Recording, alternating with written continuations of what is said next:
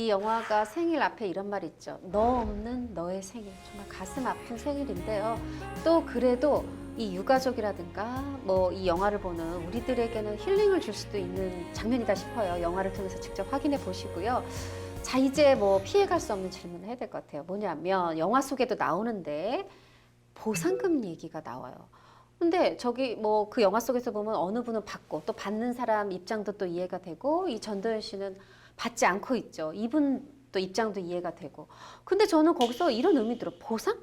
나 고등학교 때 사회 시간에 배울 때 뭔가 보상은 뭐 잘한 일에 대한 보상인 것 같고 뭔가 배상은 잘못한 일에 대한 배상 같은데 이게 좀 보상이 적절한 표현인가? 이 보상과 배상 법적으로 좀 선명하게 설명해 주시죠.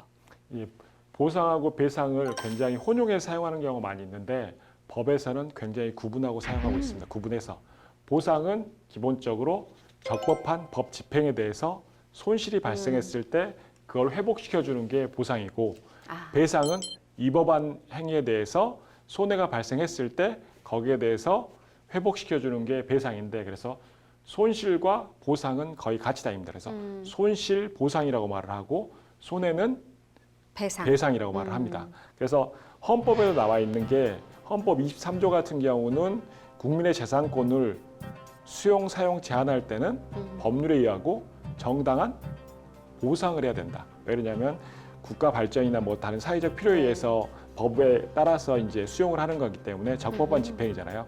그렇기 때문에 보상, 손실 보상이 되는 겁니다. 근데 헌법 29조에 그 공무원의 직무상의 불법 행위로 뭔가를 회복시켜 주는 것을 국가 배상이라고 말하는데 손해배상의 일종입니다. 그러니까 일반인들 사이에서 쓸 때 손해배상을 청구한다라고 말을 거의 대부분 써요. 네, 맞아요. 왜 그러냐면 위법 행위에 대해서, 불법 행위에 대해서 손해배상, 채무 불이행이라는 것은 계약을 했는데 그것을 어긴 거에 대한 손해배상이기 때문에 법을 어긴 거에 대해서는 손해배상이 됩니다.